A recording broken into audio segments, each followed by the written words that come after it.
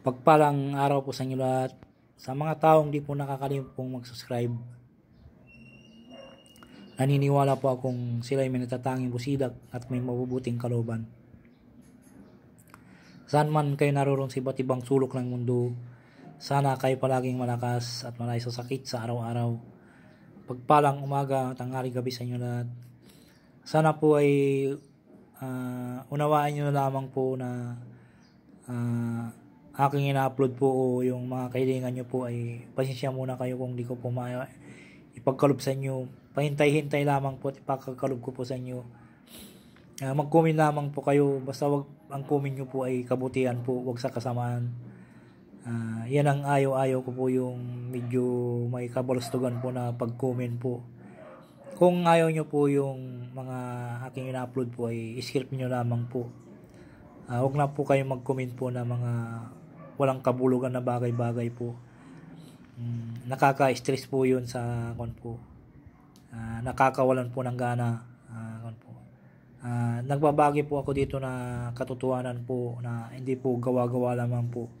May time po na ipagkakalog ko po sa inyo, i-share ko rin po yung mga pinagkukopyahan ko po ng mga orasyon po.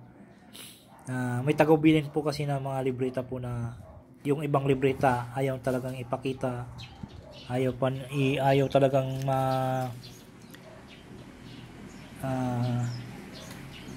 may kakon po kasi na ayaw ipakita.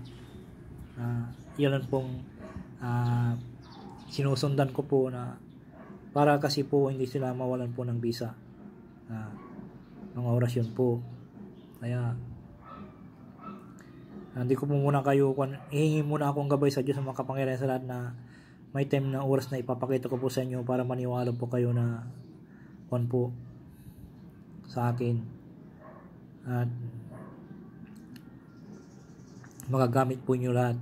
Ipakakalog po sa inyo lahat na akin mga nilalaman na mga libreta ko po.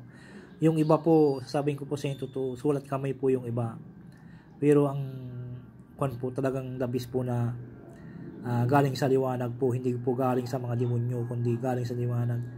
Kung galing sa demonyo po yan, yung mga aking ginam po ay wala, hindi, ayaw ko yung ganun na po. Kasi may pamilya po tayo na po, apo, na ipamamana ko po sa kanila ito, na aking mga binabagi po ng mga orasyon po. Ito po ay galing sa Diyos makapangyarihan sa lahat. Ang nagkon po sa akin dito po na po, aking gabay po talaga po si Ama, saka si Senyor San Vicente Ferrer po. Kung nakilala nyo po yung Santong Senyor San Vicente Ferrer po, yun po ang udyok po sa akin na magkon po ng manggamot, at may share ko rin po sa iba para makatulong po daw sa inyo. Ang isi-share ko po sa inyo ay orasyon ni Jesucristo sa pagkalma sa bagyo po. Napaka-importante po ito kung halimbawa po may tragedia po na bumabagyo po, at gusto po nyong makaligtas po sa bagyo. Usalin nyo lamang po ito ng bukal sa puso nyo, at ikumpas po ninyong kamay po ninyo na parang ikukumpas nyo po na i-stop nyo po. Basta manalangin po kayo sa Ama namin na bukal sa puso nyo, at isunod po yung orasyon po ng 3 beses po, na tabay ikumpas po ninyong kamay nyo po. Usalin nyo po ng pabulong at ikumpas nyo po ang kamay nyo po, na parang i-stop nyo po na humawi po yung, lumihis po yung bagyo po na titira po sa inyong lugar po. Ang pagkuhan po nito ay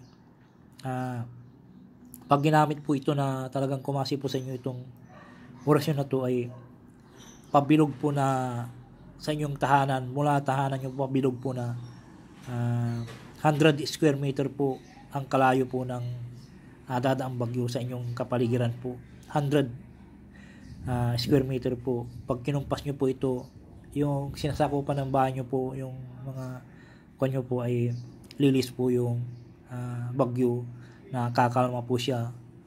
Ito po ay galing sa Diyos na makapangyarihan sa lahat. Galing liwanag po itong orasyon na po ito.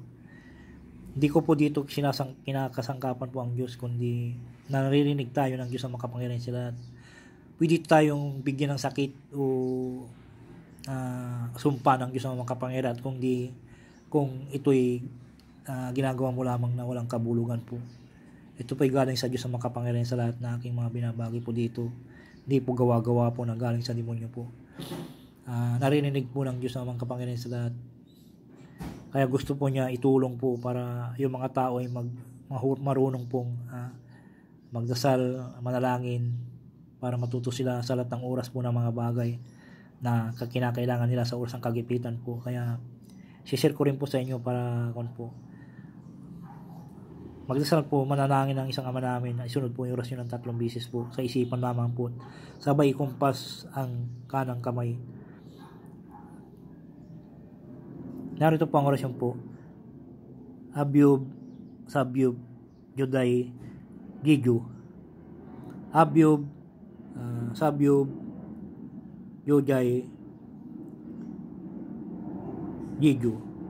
Abyub, Sabyub, Joday, Giju. Sabay kumpas po ang kanang kamay.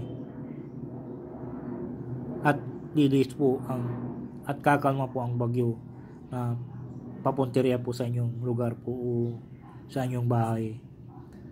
Sana po ay huwag niyo pong baliwalain po ito na ito po ay makakatulong po sa inyo kung oras ng kagipitan po. Huwag niyo pong subok-subukan kundi sa oras ng kagipitan kung sakaling tumama na po yung bagyo sa inyong lugar, pwede niyo po itong usalin po. Maraming salamat po sa nagtitiwala po sa Hiwaga ng Pangasinan. Tatanungin ko po napakalaking utang na loob sa inyo na. Maraming salamat po.